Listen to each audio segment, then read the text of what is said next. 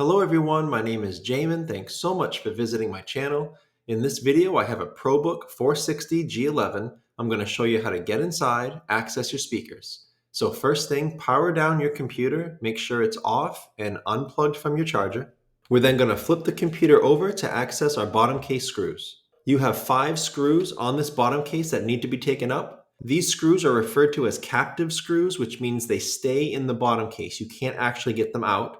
So after you're done unscrewing those, you're going to take a small, flat pry tool, and it's generally best to start out back near one of the 2 hinges. You're going to get inside that seam, gently go across the back here, and then work your way down to the front on each side, prying apart that bottom case from the rest of the computer. Now, don't put the pry tool too far in. You could damage some internal components. Just stay on the edge, go nice and slow but firm, and you'll be able to get that bottom case off. After you do, this is what you're looking at for the inside of your computer. Now, as a general computer repair side note, guys, whenever I'm working on a computer in my shop, it's sitting on an anti-static mat. Either that or an anti-static bracelet are great ideas to avoid damaging anything in your computer when you're working on it. If you would like any help with tools or supplies for your project, as well as any upgrade or replacement parts for this specific model computer, I will have a link above, also below in the description, and that will be a list of the tools and supplies and replacement parts on this ProBook 460 G11. Now, before touching anything in a computer, it's always best to unplug your battery. Computers are safer to work on when as little power as possible is running through them. This is your battery right down here along the bottom of my screen. It plugs into the motherboard right here. So to get that plug out, it's got a nice tab on each side of that plug, so you don't have to pull on the wires and risk damaging them.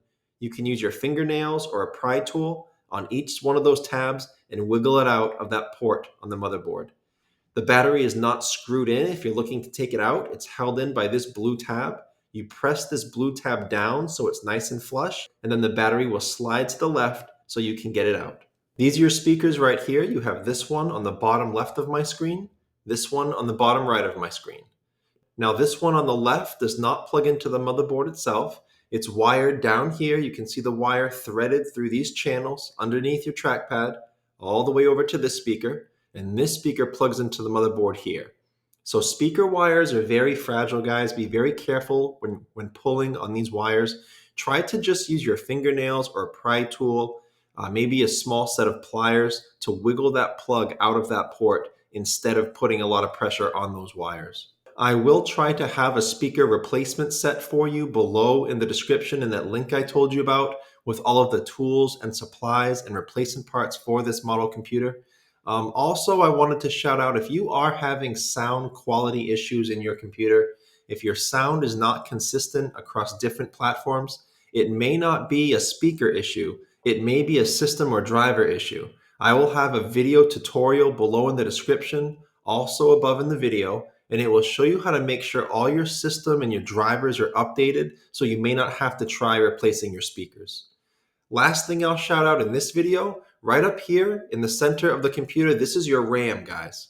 RAM is a large part of the speed and performance of your computer, and this computer has a lot of upgradable RAM. So if you want more information on how to upgrade this RAM, check out the video that pops up when this one's done, and I'll explain a little further about that. But that's the end of this video. If you have any questions, check out the FAQs below in the description. It could save you some time getting an answer. If you do need to leave me a question or a comment, please feel free. I try to get to those a couple times a day at least. Thanks so much for watching. I look forward to seeing you on my next video.